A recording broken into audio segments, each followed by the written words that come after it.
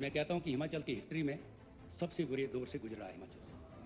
विकास होगा तो कहां से होगा? कर्ज लेकर विकास करना चाहते हैं। हमारा जो सैलरी में जो पैसा जा रहा है ये 29% 51 किसका? हमारे बजट का।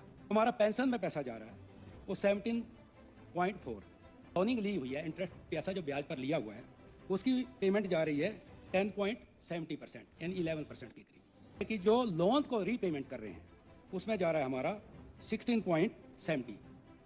ये जो टोटल अगर इसको देखो तो 85% के हो रहा है। पिछली बार का हम देखें तो 40,446 करोड़ जो रेवेन्यू हुआ है, बड़ी मुश्किल से। आप बताओ, जितना हमारा रेवेन्यू नहीं है उससे ज़्यादा तो हमारे चार चीज़ों में पैसा पूरा नहीं हो रहा है। वो भी विकास हुआ है, कुछ केंद्र की मदद है और कुछ जो है जो पैसा हम उधार ले रहे हैं, लोन। तो जो आपके फाइनेंस ऑफिसर यहाँ पर बैठे हैं इनकी गलती बहुत बड़ी है, या तो आपको समझा नहीं पा रहे हैं। थोड़े दिनों में ही पता नहीं कब फाइनेंस इमरजेंसी इस प्रदेश में लग जाए। क्या कर दिया आपने प्रदेश का? इसका आप जो कर्ज के दलदल में हिमाचल फंस चुका है, क्यों झूठ बोल रहे हैं इधर? और कर्ज सबको ही है, मेरे को भी, आपके, मेरे बच्चे भी, आपके भी भरेंगे। नेक्स्ट वीक में बजट आएगा, इसमें तो हालात और भी खराब होंगे। आज 30,000 करोड़ कर्ज 1 लाख क्रॉस कर गया। हमें इंटरेस्ट और रीपेमेंट के लिए हर महीने 1700-1800 करोड़ भरना पड़ेगा। कहां से लाओगे भाई? माननीय सभापति महोदय, माननीय महामहिम राज्यपाल के अभिभाषण के धन्यवाद प्रस्ताव पर आपने मुझे बोलने का मौका दिया, मैं आपका बहुत बहुत धन्यवाद करता हूं।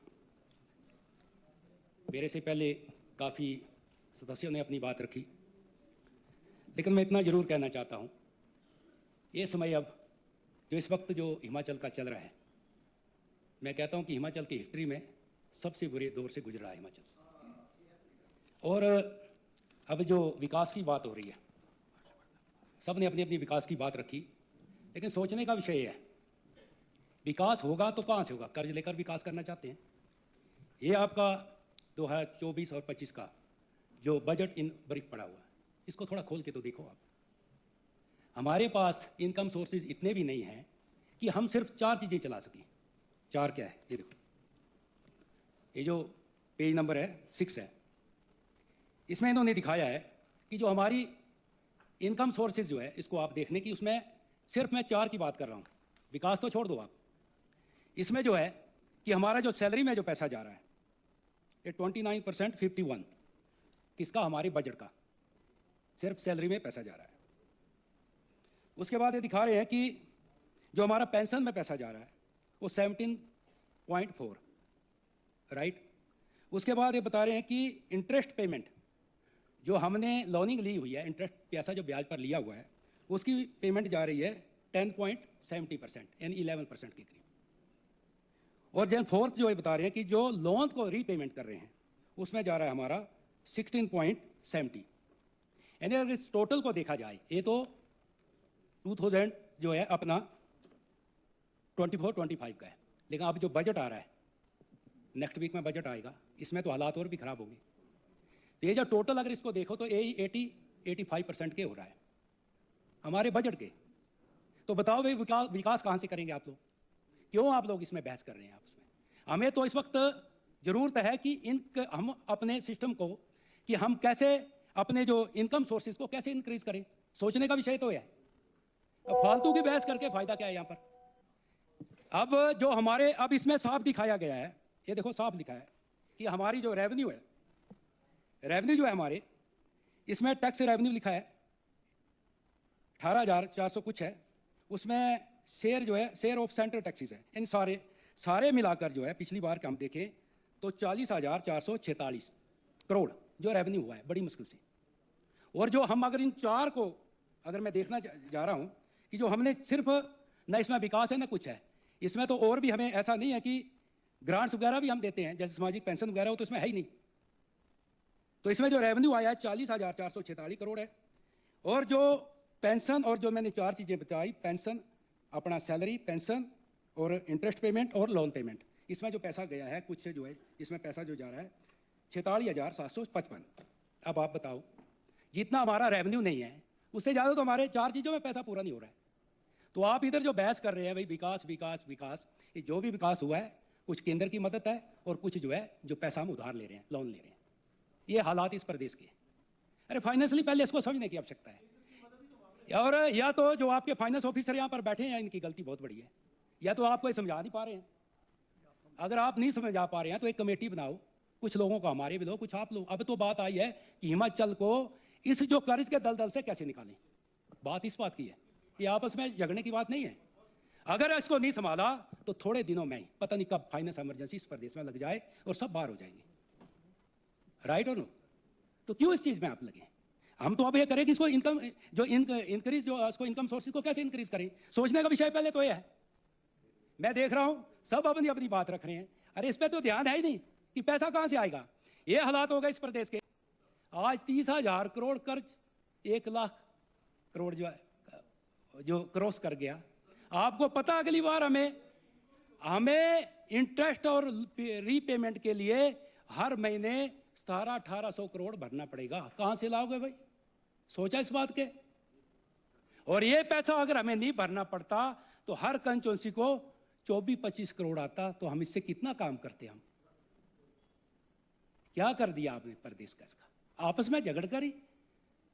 अभी भी समय है, मैं कहना चाहता हूं कि अभी भी समय है कि हम मिलजुल कर इसके लिए कुछ करें। यह मैं कहना चाहता हूं। मेरी आप सबसे रिक्वेस्ट है कि इस हिमाचल को, डूबते हुए हिमाचल को, जो कर्ज के दलदल में हिमाचल फंस चुका है, इसको बचा लो। ये मत देखो कि हम सत्ता पक्ष में विपक्ष में। नहीं, सबकी बात है भाई साहब। मैं ऐसा कहना चाहता हूं, ना इनको कह रहा हूं ना इनको, क्योंकि ये कर्ज की शुरुआत हुई है 93-94 से, कोई अभी नहीं हुई इसको। अब ये जो कह रहे हैं कि पिछली सरकार जो है खजाना खाली कर गई, और आप भी तो सोचो खजाना कब भरा था? बताओ कब भरा था? 93 से तो हम कर्ज ले रहे, तो भरा कब है? क्यों झूठ बोल रहे इधर? ये सबसे बड़ा मंदिर है। वो ये जो आप लोगों ने किया होता तो हमें बोलने की जरूरत ही नहीं पड़ती भाई। तो सुन तो लो कम से कम। अब मैं तो राय दे रहा हूं, तो इसको सुनने को भी आप तैयार नहीं है। मैं कोई गलत तो नहीं बोल रहा हूं, तो सुन तो लो। मैं कहना चाहता हूं कि ये खजाना कब भरा था? 93। जब मैं हिमाचल की हिस्ट्री देखता हूं, मैं भी एक बिजनेसमैन हूं और फाइनेंस को हम अच्छी तरह समझते हैं। बड़ी बड़ी कंपनी चलाई हो, हमने बजट भी बनाते हैं। बजट तो एक क्या होता है? बजट क्या है? बजट एक घोषणा पत्र की तरह है। जो अभी भाषण ऐसा ही, अभी क्या किया आपने, कितना पैसा आपको इसमें दिखाना चाहिए था अभी भाषण में, कि हमने इतना पैसा हमारे पास आया और इतना हमने खर्च किया, इतना ही हमें कर्ज लेना पड़ा। और कर्ज सबको ही है, मेरे को भी, आपके, मेरे बच्चे भी, आपके भी भरेंगे। आप क्यों इस नई जनरेशन को हिमाचल की ओर इसमें धकेलते जा रहे हैं? अब तो हम इससे बाहर निकलने का समय है, इसको सोचने की आवश्यकता है। अभी कुछ नहीं बिगड़ा है। अब हमें सिर्फ 4-5 चीजों को ध्यान देते तो हम बड़ा कुछ कर सकते हैं, जिस तरह से मैं देख रहा हूं। लेकिन मैं अभी एक बार फिर दोहरा रहा हूं कि हमारे जो इनकम सोर्सेज जो हिमाचल के हैं, उससे हम सिर्फ 4 चीजें नहीं चला पा रहे हैं। जो कमिटेड जो एक्सपेंडिचर है, उसकी बात कर रहा हूं मैं, जो देना ही है। तो इसमें इमरजेंसी लगेगी तो क्या होगा कल को? तो मैं कहना चाहता हूं, अजय, हम अगर बड़ी बड़ी बातें करें उससे कोई फायदा नहीं है। मैं अभी भी कहना चाहता हूं कि मैं चाहता हूं कि ये जो कर्ज को, ये जो 4-5 चीजों पर हमें ध्यान देने की जरूरत है। एक कर्ज, एक नशा जो फैला हुआ है, भ्रष्टाचार, बेरोजगारी। अब ठीक है, जैसे नबार्ड में हमें पैसा मिल रहा है 20-20 करोड़, 25-25 करोड़ हर साल मिलता ही है। चाहे हम आज नहीं खर्च किए तो आगे खर्च करते हैं, लेकिन कंस्टिट्यूंसी का पैसा कोई लेके नहीं जाता है। हमारे पास अभी ये समय आ गया है। अब कुछ कंस्टिट्यूंसी ऐसी भी है हमारी, आप सबको पता है, कोई कंस्टिट्यूंसी हमारी जो है, क्षेत्र जो है, किसी का 20 किलोमीटर पे ही खत्म है, किसी का 10 पे ही खत्म है, किसी का 40 पे खत्म है, किसी का 150 पे खत्म है, किसी का 200 किलोमीटर भी अपना क्षेत्र है। सबके अपने अपने हैं। लेकिन मैं कहता हूं, आपका बहुत बड़ा है भाई साहब, समझ रहा हूं मैं आपकी बात। ये बोलते मेरा भी नाम लो भाई, हंसराज का सबसे बड़ा है। लेकिन जो क्षेत्र है, देखो, इस पैसे का हम गलत इस्तेमाल ना करें। अगर हम एक प्रपोजल यहाँ पर लाते हैं, जैसे अगर नबार्ड का पैसा है, जो कंस्टिट्यूंसी जिसमें विकास हो चुके हैं, जो 15-20 किलोमीटर ही है, 10 किलोमीटर के करीब ही है, 5 किलोमीटर के करीब ही है, कम से कम उसमें हम जो है फैक्ट्री इंडस्ट्री लगाना चालू करो। हम ये तो नहीं कह रहे कि उस कंस्टिट्यूंसी का पैसा इसमें ले आओ। अब हमारे कंस्टिट्यूंसी बड़े हैं, लेकिन उसमें कुछ तो करो ताकि आगे को रोजगार भी खुले। हमारा प्रदेश जो है एक कर्ज के दलदल में फंस चुका है, इससे बाहर निकलने का और दशे से इससे बाहर निकलने का हाल हमको मिलजुल कर करना चाहिए। Please wind up. सर, आपने मुझे बोलने का मौका दिया, मैं आपका बहुत बहुत धन्यवाद करता हूं।